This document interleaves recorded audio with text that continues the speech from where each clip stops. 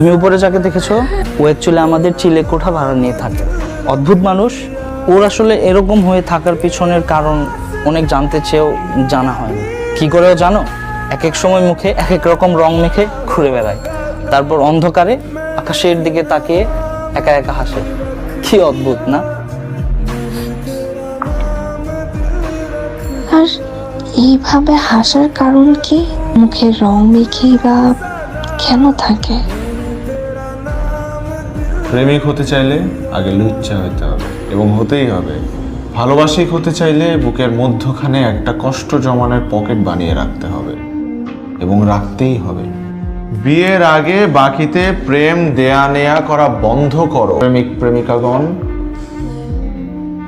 বাহ, আপনি তো খুব সুন্দর করে বই পড়তে পারেন। আমি মারিয়া।